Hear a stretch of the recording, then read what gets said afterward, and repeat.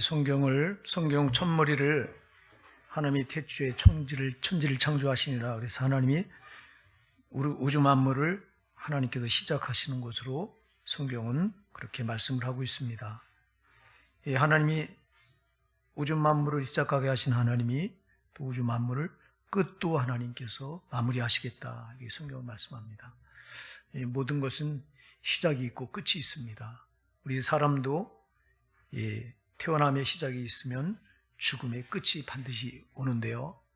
그래서 여러분, 시작도 중요하지만 끝은 더 중요합니다. 그래서 끝을 우리가 어떻게 잘 마무리할 것이냐가 이게 우리 믿는 성도의 관건이에요. 끝이 아니잖아요. 우리 성도는 끝이 아니잖아요. 끝이 또 다른 새로운 세계의 시작이거든요. 자, 우리가 육신을 이렇게 입고서 우리에게 죽음이 오면 이제 끝이다. 끝이 아니라 육신은 끝이지만, 육신의 때는 끝이지만 이제 이때부터 육신을 벗고 영혼의 때가 시작돼요.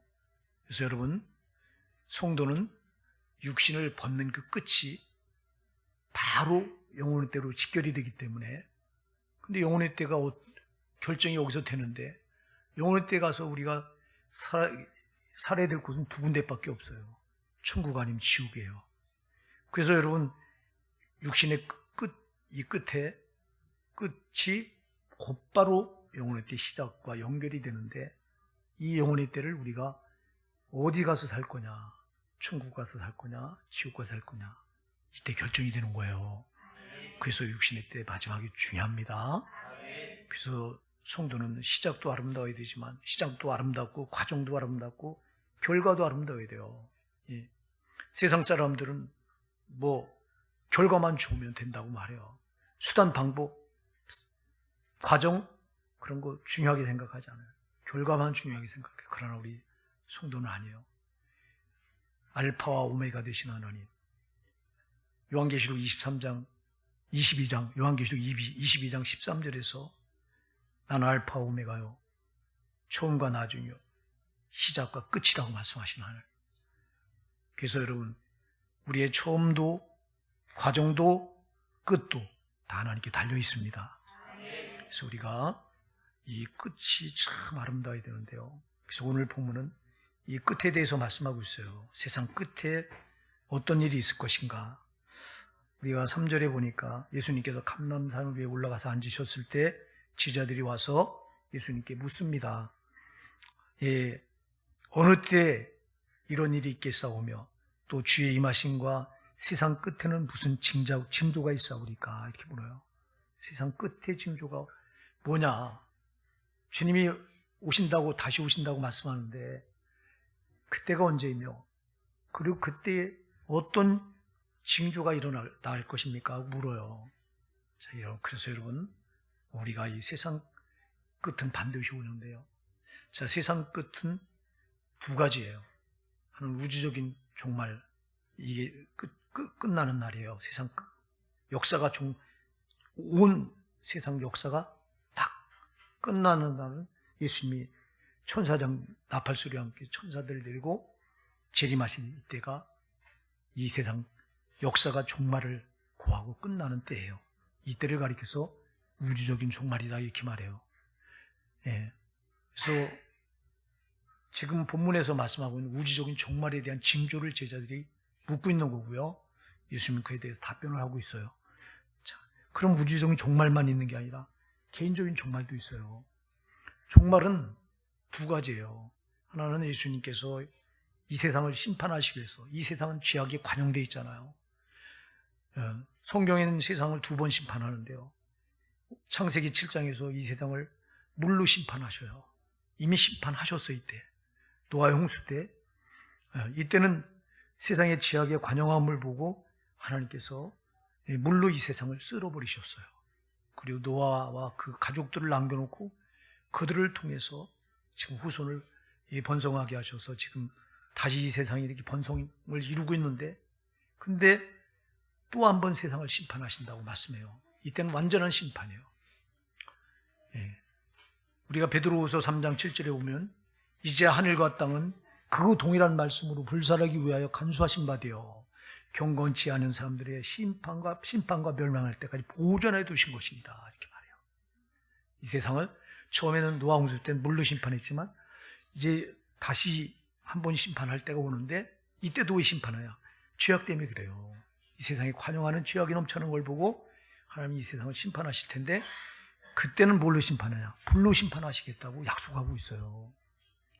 불심판이 기다려요. 그래서 우리가 이 우주적인 종말을 이때를 잘 우리가 주목을 해야 되고 이때 어떤 징조가 일어나는 걸 우리가 주목을 해야 되고 또 내 개인적인 종말도 대비해야 돼요. 여러분 우리가 내 종말이 언제 올지 아무도 몰라요. 태어나는 건 순서가 있어서 순서가 있는데 죽는 건 순서가 없어요. 죽는 건 아니 어제 태어난 아기가 오늘 죽을 수 있어요. 나이 많다고 먼저 죽는 것도 아니고 나이가 적다고 오래 사는 것도 아니에요. 그래서 개인적인 종말이 언제 올지 몰라. 그래서 우리가 이 신앙을 붙들고 있는 것은 이 종말을 끝 때문에 그런 거예요. 할렐루야. 끝은 반드시 오는데 끝이 오게 되면 이때는 반드시 심판을 받고 내 영혼의 때가 어디서 살 것인가 결정이 되어 있는데 그럼 우리가 이 종말의 때를 대비하셔야 되잖아요. 그래서 우리 신앙은 죽음을 대비한 거예요. 죽음이 종말이니까. 그리고 예수님께서 천사들 들고 오실 때 재림하실 때 이때 오면 이때 들림받지 않고 남은 자는 이때 소망이 없는 거예요. 다 들림받으셔야 돼 이때. 그래서 이 끝에 어떤 징조가 일어날 것인가를 우리가 눈여겨보고 이 징조를 보고 우리가 대비해야 되잖아. 그래 대비하려고. 대비하지 않고 그냥 가만히 있다가 오하고 있다가 당하면 안 되잖아요. 그래서 오늘 세상 끝날에 이런 징조가 있겠다 하고 예수님께서 말씀하시는데요. 몇 가지 징조를 말해요. 4절에 보니까 이 3절에서 세상 끝에 무슨 징조가 있사오리까 하고 제자들이 물었더니 예수께서 대답하여 가라사대 너희가 사람의 미혹을 받지 않도록 주의하라 그래요. 마지막 때에 나타날 말세에 나타날 징조, 세상 끝이 가까울수록 나타나는 두드러진 특징이 하나 있는데 그게 뭐냐? 사람의 미혹이 기승을 부린다는 거예요. 사람의 미혹이 뭐예요? 속임수예요. 여러분 오늘 이 세상에 사기꾼들이 얼마나 많아요. 이게 기승 부리는 게 이상한 게 아니에요. 이게 주께서 마지막 때가 가까울수록 이런 현상들이 나타나겠다고 말씀했어요. 그래서 사람의 미혹을 경계하셔야 돼요. 사람의 속임수에 여러분 넘어가시 마셔야 돼요. 이게. 자, 특히 어떤 속임수가 일어나냐? 특히 5절에 보니까 많은 사람이 내 이름으로 와서 이르되 나는 그리스도라 하여 많은 사람을 미혹해 하리라. 자기가 그리스도라고 하는 자가 많이 나타난다. 여러분들이 11절에도 보면 11절에 거짓 선지자가 많이 일어나 많은 사람을 미혹하게 하겠으며 예수라고 자칭하는 거짓 선지자들이 많이 일어나서 많은 사람을 미혹해서 이게 망하는 길로 끌어들인다는 거예요. 자, 여러분 그래서 이 미혹은 두 가지예요. 세상 사람들이 속임수. 이게 흉흉합니다, 여러분. 사기꾼들이 얼마나 판을 치는지 모릅니다. 또 하나 종교적인 속임수. 신앙의 속임수. 이거는 그리스도라고 하는 가짜, 자기가 자칭 예수라고 하는 자리에 나타나서 많은 사람들을 끌어모아가지고 그 지옥, 불못에 빠지게 하는 이런 일이 마지막 때 이게 나타날 징조라는 거예요. 자, 우리가 지금 우리나라에 현존하고 있는 이단 가운데 가장 극성을 부린 이단이 우리가 잘 아는 신천지예요. 신천지는 이만희가 교주인데 이만희가 지가 자칭 재림주라고 말하고 지가 보혜사 성령이라고 말해요. 그래서 그 방에 가면 예수님이 다시 올 때 요한계시록 19장에 보면 백마를 타고 하얀 말을 타고 오시겠다고 했는데 이만희 방에 가면 이만희가 백마를 탄 사진을 뒤에 걸어놓고 있어요. 그 예배당에도. 지가 자칭 재림주라는 거예요. 지가 예수라는 거예요. 아니 사람이 어떻게 예수가 돼요? 이런 일이 버젓이 일어나. 또 하나님의 교회, 우리가 잘 아는 하나님의 교회 안상홍 증인에 안상홍은 지가 하나님이라고 그러다 죽은 지가 벌써 한 20년이 넘었어요. 그래서 그 아내가 살아서 그 안에 장길자가 살아서 장길자가 왜 하나님 아버지만 있냐? 하나님 어머니도 있지. 그래서 지가 하나님 어머니라고 하면서 많은 사람들 끌어다. 희한한 게 이 이단들에 보면 많이 몰려들어요. 이단들이. 그래서 많은 사람들이 여기 미혹돼서 지금 잘못된 신앙을 붙들고 지옥길로 지금 끌려 들어가고 있다고요. 이게. 이런 일이 한두 번 일어난 게 아니에요. 이게 오래전부터 있었어요. 통일교 문선명이라고 한 자가 그러다가 지가 재림주라고 예수라고 말하다가 죽었죠. 그 자도요. 또 천부교라고 하는 십자가 대신 비둘기를 이렇게 달아놓은 이 건물 위에 비둘기가 달린 거 있어요. 여러분. 천부교라고 하는데 이 천부교는 박태선이라고 하는 자가 일어나서 지가 예수라고 말하다. 그것도 죽은 지가 오래됐어요. 근데 죽었는데도 그 이단 안 없어져요, 이게. 또 여러분들이 나는 구름도 부리고 바람도 부린다고 말했던 그 영생교회 조희성이라고 하는 자. 이런 자도 자칭 지가 하나님이라고 말하고 이런 일이 마지막 때 많이 일어난다는 거예요. 사람의 미혹이 기승을 부리는데 이 사기꾼들이 들끓고 또 종교적인 사기꾼들이 나타나서 지가 예수라고 말하면서 많은 사람들이 미혹해서 끌어들여서 이렇게 멸망의 길로 가게 만드는 일들이 이게 말세에 일어날 징조라는 거야. 우리 주변에 이런 일이 포조지 일어나고 있어요. 지금이 말세예요. 여러분 징조를 보고 우리가 때를 알아야 돼요. 지나치면 안 돼요. 그 다음에 두 번째 어떤 징조가 나타날 것이냐. 마지막이 가까워질수록 6절에 보니까 난리와 난리 소문을 듣겠으나 그랬어요. 전쟁의 소문이 여기저기서 일어난다는 거예요. 지금 보세요, 여러분. 우크라이나와 러시아 전쟁이 지금 아직도 안 끝나고 있어요. 이스라엘과 팔레스타인 전쟁이 안 끝나고 있어요. 얼마 전에 또 인도와 파키스탄이 또 붙어서 전쟁이 일어났어요. 두 국가가. 이런 일이 일어나. 특히 민족이 민족을, 나라가 나라를 대적하여 일어나겠고 그랬어요. 민족이 민족을. 이건 같은 민족끼리. 여러분 얼마 전에 엊그제입니다. 그저께 우리 홍창희 목사가 메일을 보냈어요. 여러 군데에서 사역하는 홍창희 목사가 메일을 보내서 기도해 주세요 하고 뭔가 봤더니 그 루안다에 내전이 일어나서 굉장히 어렵다는 거예요. 우리 시에라리오에 나가 있는 김경훈 선교사도 선교 편지에 앞전에 보니까 거기도 내전이 일어나서 막 반군이 일어나 정부군과 대치하고 그러면서 사람이 막 죽고 혼란스럽게 짝이 없다. 이렇게 민족끼리 이런 일이 막 일어나는 거예요. 이게 마지막에. 나라와 나라끼리, 러시아와 우크라이나, 또 이스라엘과 팔레스타인, 그리고 인도와 파키스탄 이런 식으로 이게 마지막 때에 일어날 징조들이라는 거예요. 이 징조들을 우리는 가볍게 넘기시면 안 돼요. 주목을 하셔야 되는 거예요. 그 다음에 어떤 징조가 또 나타났냐. 여기 이 7절 하반절에 보니까 초초의 기근과 지진이 있으리니 그랬어요. 세계 각 초초의 기근과 지진이 일어난다. 여러분 저 아프리카에서 지금 기근으로 죽어가는 인원 2,500만 명이 지금 아사 상태에 놓여 있다고 해요. 그러니까 아프리카에 못 먹고 못 사는 사람들이 얼마나 많아요. 우리나라도 여러분 그 국제기아대책기구에 이렇게 광고 나오는 거 여러분들이 보셨잖아요.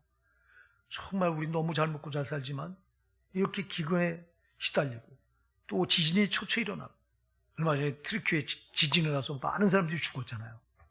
이런 거 이게 마지막 말세가 가까워지면 일어날 징조들이다 이렇게 말합니다. 소말리아, 케냐, 에디오피아 같은 이렇게 동아프리카 쪽에 너무 많은 사람들이 지금 굶어 죽어가고 있어요. 우리는 지금 가까이 북녘 땅에는 안 그래요. 북녘 우리 동포들도 먹고 살기 어려워서 탈북자들이 왜 탈북해서 남한으로 옵니까? 거기 땅 굶어 죽게 생겼으니까 탈북하는 거예요. 이런 일이 지금 버젓이 일어나고 있어요. 이 마지막 이 가까워지면 나타날 징조라고 예수님께서 오늘 본문에서 말씀합니다. 그리고 이제 특히 이제 말세가 가까워지면 종말이 가까워지면, 주님 오실 때가 가까워지면 어떤 현상이 일어나냐? 성도들이 어려움을 겪는다는 거예요. 성도들이 고난이 막 따르고, 특히 예수 믿는 것 때문에 핍박이 따르고 고난이 따라온다는 거예요. 우린 지금 아직 예수 믿는 것 때문에 고난이 없죠. 예. 이거는 아직 지금 두드러기 나타나는 특징은 아니야. 예. 근데 반드시 예수님이 재림하실 때가 가까우면 이 교회들이, 성도들이 핍박을 받고 고난에 노출이 돼서 예수 믿기가 힘들어진다는 거예요. 아마 어쩌면요, 오늘 우리는 그런 무력에 의한 핍박보다도요, 문화적인 핍박에 우리 교회가 더 지금 힘든 시대가 지금 이 시대가 아닌가 봐요. 우리가 무력으로 우리 신앙이 침해받지는 않습니다. 지금은 그런 때는 아닙니다. 감사하게도. 그런데 문화적으로는 우리가 엄청난 침해를 받고 있습니다. 교회마다 여러분 복음의 문이 닫혀 있는데 왜 닫혀 있냐? 이게 이 세상 문화가 복음의 문을 가로막고 있어요. 그래서 오늘날 교회가 전도가 안 돼요. 전도가 안 된다고 노방전도를 교회마다 포기한 교회가 얼마나 많은지 몰라요. 노방전도 포기 안 합니다. 해봤자 안 된다. 이래가지고 안 해요. 그 문화가 뭐냐? 특별히 이 핸드폰, 이걸로 인해서 복음이 탁 닫혀버린 거예요. 핸드폰 하나만 있으면 이게 신이에요. 이게 하나님이에요. 그러다 보니까 이것 때문에 교회 안 들어와요. 교회 들어와서도 이것 때문에 말씀이 안 들어가요. 이거 생각밖에 없어. 여러분, 이 문화가 이렇게 보이지 않게 이 교회를 핍박하고 있는 거야. 옥죄이고 이 전도가 되지 못하도록 이게 이렇게 가해온 핍박을 목을 졸라오는 거야. 그래서 우리가 이걸 지금 모르는 거야. 이게요, 주님께서 말씀하신 마지막 때에 이렇게 사람들이 너희를 환난에 넘겨주겠으며 너희를 죽이리니 너희가 내 이름을 위하여 모든 민족에게 미움을 받으리라. 물리적인 이 핍박 교회 이게 나타날 건데, 여기서 우리가 꼭 기억해야 돼. 물리적인 핍박만 아니라 이렇게 보이지 않는 문화적인 핍박도 교회 안에 이렇게 가해지는 때가 이 마지막 때예요. 여러분, 전도가 되지 않는다고 하는 교회가요, 가장 큰 위기에 봉착했다는 거예요. 이게. 이 시대는 전도가 되질 않아요. 전도가 안 된다고 포기하면 안 됩니다, 여러분.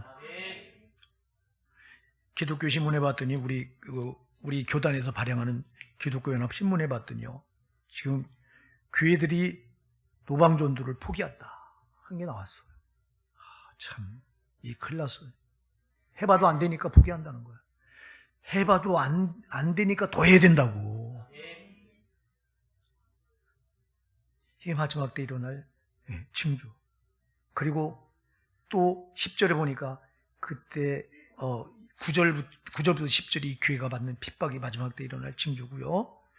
11절에 보니까 11절 아까 봤고요. 12절 불법이 성함으로 그랬어요. 마지막 때 나타날 징조가 죄가 난무한다는 거예요. 죄가. 여러분, 죄가 얼마나 많습니까? 듣도 보도 못한 죄가, 우리 어렸을 때는 들어보지도 못한 죄가 지금은 어마어마하게 일어나고 있어요. 특히 성범죄, 사람을 막 토막살인해서 막 죽이고 비참하게 죽고, 묻지마 살인 막 일어나고, 길 가다 공연히 가는 사람 그냥 찔러서, 이런 일이 막 일어납니다. 지금 버젓하게. 이게 불법에 성한다. 이게 마지막 때 종말이 가까우면 가까울수록 나타날 현상이라는 거예요. 그리고 오늘 본문에 보면 12절 많은 사람의 사랑이 식어지리라. 사랑이 없다는 거예요. 사랑이 식어지면 뭐가 나타나요? 미움이 기승을 부린다는 거예요. 가족 간에도 미워하고. 우리 성도는 절대 미워 안 되잖아요. 오직 사랑이잖아요. 사랑. 근데 이 사랑이 식어진다는 거예요. 이게 마지막 때가 됩니다. 이게 세상 사람들의 문제만 아니라 교회도 똑같다는 교회가. 이거 전도가 왜 안 돼요? 사랑이 식어지니까 안 되는 거예요, 여러분. 우리 영혼 사랑이 없기 때문에 전도하지 않는 거예요. 저 영혼이 지옥 가는 걸 보고 정말 내가 나 같은 거 주님 그냥 놔뒀으면 나도 지옥 가야 되는데, 내가 예수님 십자가 사랑을 받아서 내가 구원받고 보니 저 지옥 가는 영혼이 불쌍히 보여져요. 불쌍히 보이니까 그저 영혼을 사랑하지 않으면 안 되잖아. 그래야 전도해야 되잖아요. 근데 이 사랑이 식어지는 거야. 그러니까 교회 영혼 사랑이 식어지니까 전도가 안 되고 막히는 거예요. 이게 마지막 때 일어날 명백한 징조들이라는 거예요. 징조. 지금 몇 가지 징조들 우리가 살다 다 지금 우리가 살아가는 시대에 해당돼요. 안 되는 게 없어요. 여러분, 그럼 마지막 때 일어날 징조들 왜 우리가 주목을 해야 되냐고요. 여러분, 이게 바로 내 끝이 가까우고 있다고 하는 걸 알려주는 건데, 이 끝이 딱 되면 이때는 우리가 심판밖에 없는데, 예, 여러분 끝날에는 심판밖에 없어요. 네가 잘했느냐 못했느냐, 네가 잘 믿었느냐 못 믿었느냐, 반드시 심판할 때가 와요. 그런 이런 징조를 보면서 우리가 심판을 대비해야 되잖아요. 그냥 가만히 있으면 안 되잖아. 근데 오늘날 우리 신앙이 어때요? 여러분, 끝으로 갈수록, 마지막 때로 갈수록 사랑이 식어지리라. 이 말은요, 믿음이 식어진다는 거예요. 하나님을 향한 사랑이 식어지고 이웃을 향한 사랑. 여러분, 믿음의 핵심은 두 가지예요. 하나님 사랑, 하나님 사랑, 하나님 이웃 사랑. 아멘.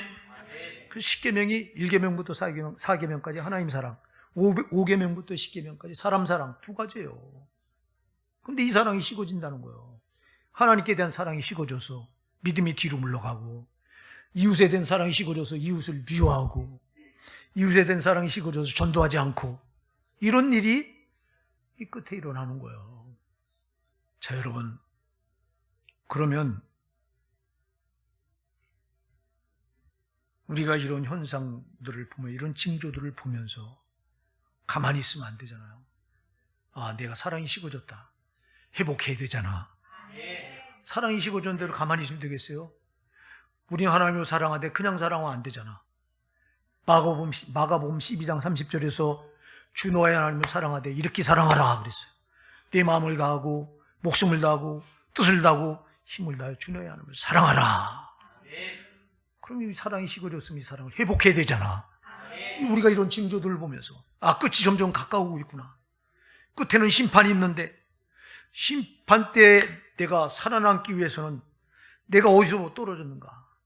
이 사랑을 잃어버리고 있구나. 이 사랑을 회복해야 되잖아요, 여러분. 그냥 놔두면 안 된다고.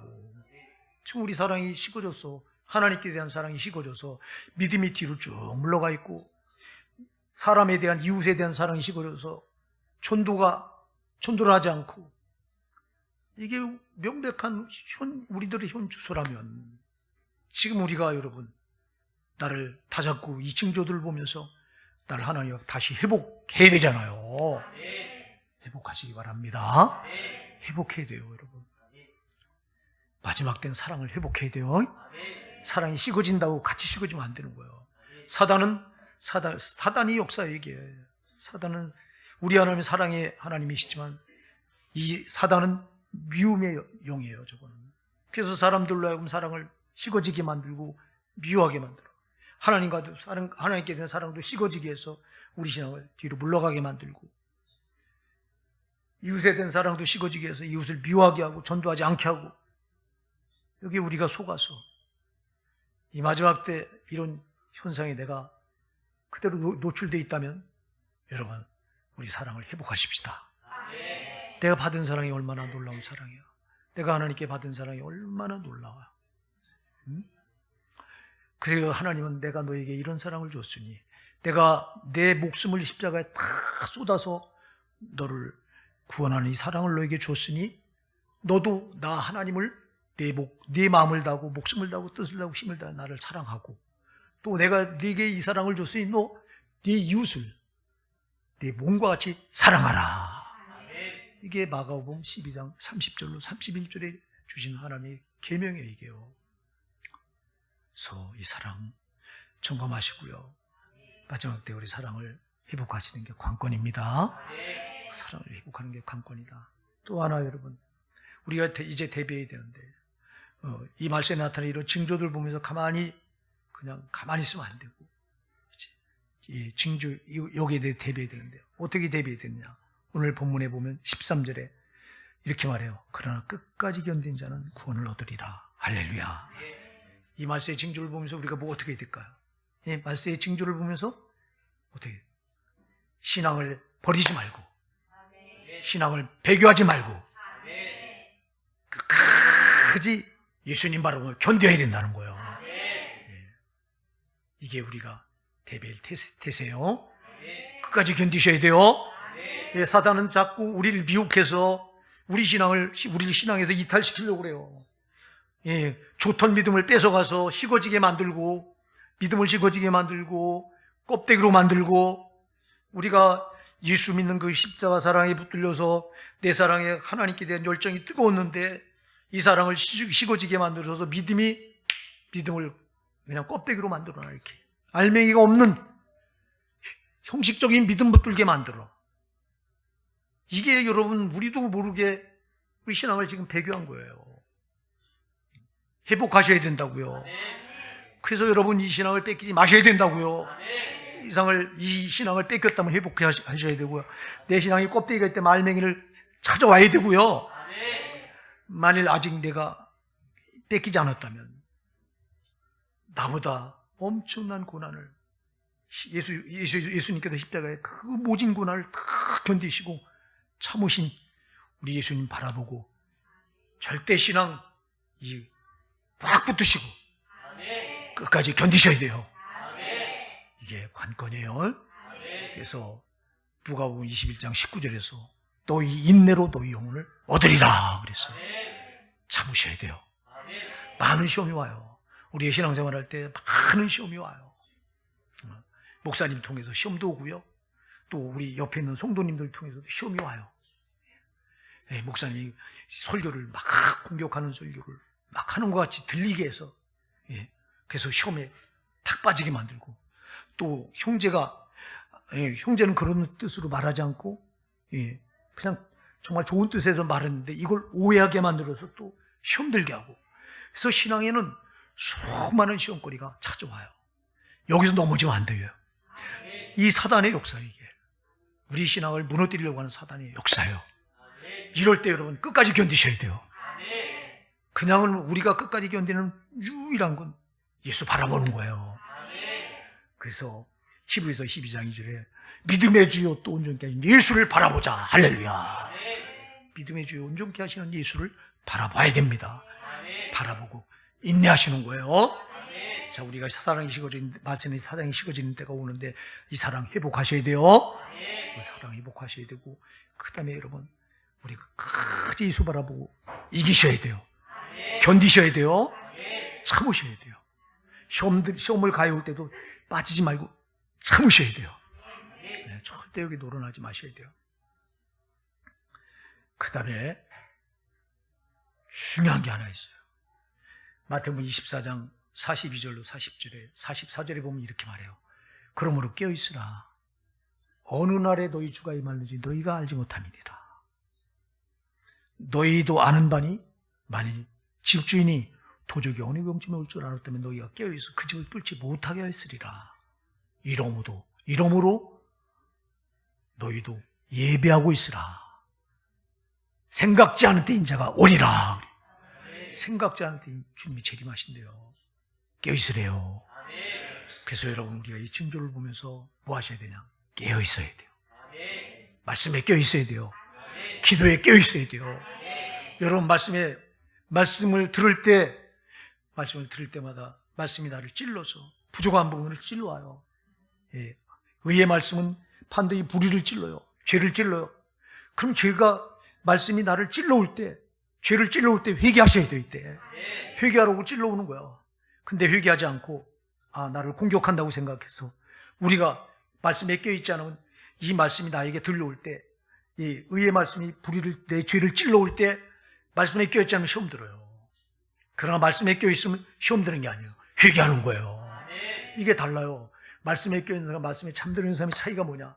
말씀에 잠드는 사람은 말씀이 나를 찔러올 때, 내 말씀은 반드시 불의를 찔러오게 돼 있어. 의라. 말씀은 의의 검이기 때문에 검은 찌르잖아요. 이 의의 검이라고 돼 있어요. 이게 성경에. 에베소 6장 17절에 성령의 검. 이 말씀이에요. 이 성령의 검은 의의 검이기 때문에 불이 죄를 찔러와요, 이게. 그래서 내가 죄가 있잖아요. 그런 말씀은 내 죄를 공격해와요. 이렇게 찔러와요. 그럴 때 아파요. 찔르니까. 아프니까 사람들이 시험 드는 거예요. 왜 나를 공격하냐고.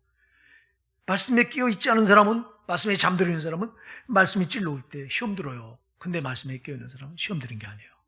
회개하는 거예요. 야, 말씀이 나를 찔러서 내 잘못을 지적하고 있구나. 내가 이거 하나님께 회개해서 살아야 되겠구나. 이게 말씀에 껴있는 사람의 태도예요. 그래서 마지막 때는 껴있어야 되는데 말씀에 껴있으셔야 돼요. 말씀에 껴있어요. 말씀에 잠들어 있으면 여러분 이렇게 우리는 말씀이 시험 든다고. 말씀이 시험 들면 안 돼요. 말씀이 시험 들면 소망이 없어요. 말씀밖에는 우리 살릴 게 없잖아요. 말씀밖에는 우리가 변화받을 수 있는 능력이 없잖아요. 말씀으로만 구원받잖아요.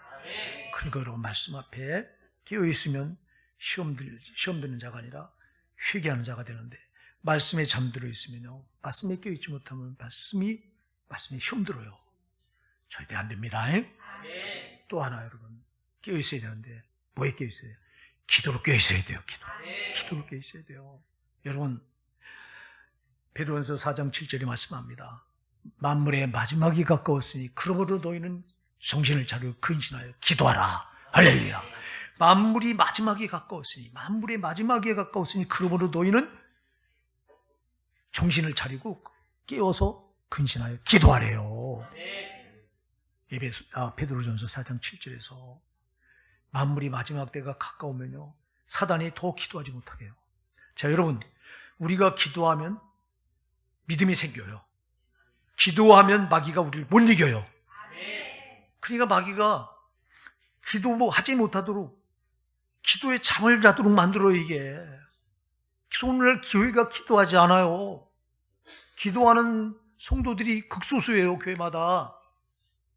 우리 교회는 그러지 않았으면 좋겠어요. 다 끼워서 기도하셨으면 좋겠어요. 우리가 마태복음 26장에 가서 보면 예수님께서 이제 십자가를 내일이면 십자가에 달리셔요. 그거 아시고 오늘 밤에 마지막 지제들과 만찬을 마치시고 저녁 식사를 마치시고 감람산에 기도하러 지제들이 올라가셔서 이제 특히 베드로와 야고보와 요한 세 제자를 따로 데리고 올라가서 이들에게 기도를 부탁합니다. 너희가 깨어있어 나를 위해 기도하라. 너희가 시험에 들지 않도록 깨어있어 기도하라. 근데 여러분 기도하지 못해요. 이들이. 그 겟세마네 동산에서 기도하는 그 장소가 사단의 역사가 강한 장소예요. 그래서 이 사단의 역사가 기도하지 못하도록 베드로, 야고보, 요한 세 제자를 잠재워버려요. 주님께서 3번 기도하고 와서 보니 3번 다 이들이 잠들어서 전혀 정신을 못 차리고 기도하지 못하는 거예요. 잠들어 있는 거예요. 그냥.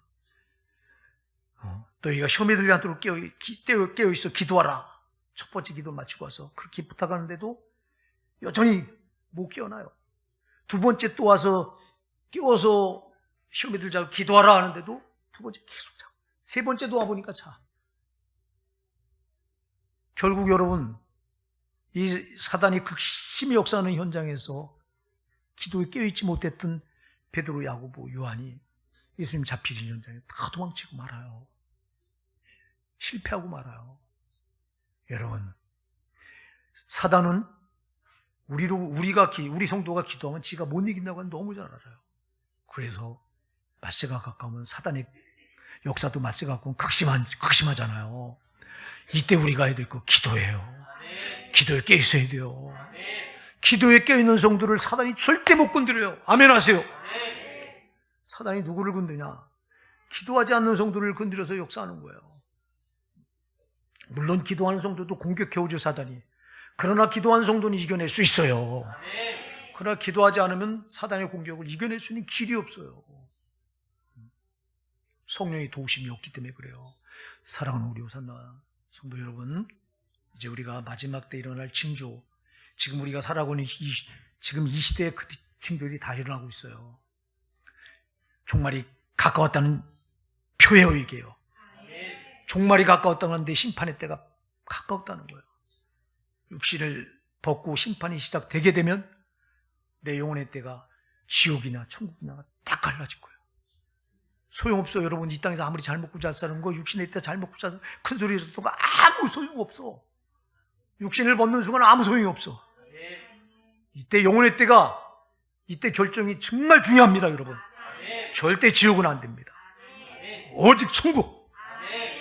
우리 오산나 사랑하는 성도 여러분과 저는 꼭 천국 들어가야 돼요. 지옥 안 돼요.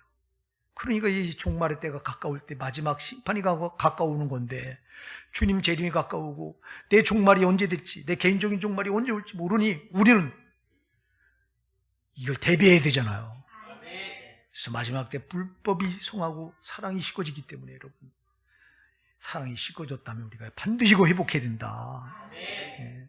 하나님 사랑 회복하셔야 돼요. 우리 이웃사랑, 사람 사랑 회복하셔서 전도하셔야 돼요. 그냥 놔두면 안 돼요. 그리고 끝까지 견디셔야 돼요. 수없는 시험이 계속 도전해 와요. 사단은 계속 시험해서 우리 신앙을 무너뜨리려고. 견디셔야 돼요. 사단의 시험에 걸려들지 마셔야 돼요. 우리가 못 이기기 때문에 믿음의 주여 온전케 하신 예수를 바라보시고, 예수를 바라봐라 그랬잖아요. 히브리서 12장 2절에서 믿음의 주여 또 온전케 하신 예수를 바라보라. 할렐루야. 그 예수를 바라봐야 우리가 견딜 수 있어요. 그리고 껴있으셔야 돼요. 반대에 껴있어야 돼요.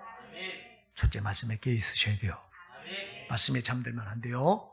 말씀에 잠들면 여러분, 말씀이 들려올 때 우리 시험에 빠지게 해요. 그런 말씀에 깨어있으면 절대 말씀으로 시험 들지 않아요. 오히려 회개하게 돼요. 그래서 말씀에 깨어있으시고, 두 번째 뭐에 깨어있으라? 기도에 깨어있으라.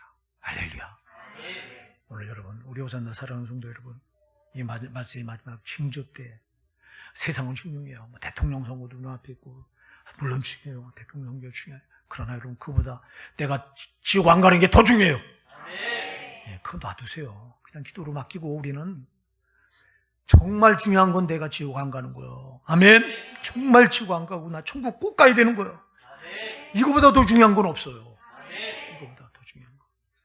그래서 마지막 때 이 예수님이 재림하시고 종말이 심판 때가 가까워질 때 나타나는 징조를 제가 지금 5가지로 말씀드렸는데요. 5가지 징조를 잘 보시고 우리가 내 사랑을 회복하셔야 되고요. 하나님 사랑, 이웃 사랑을 회복하셔야 되고, 그리고 예수를 바라보며 끝까지 견디셔야 되고요. 그리고 여러분, 이제 또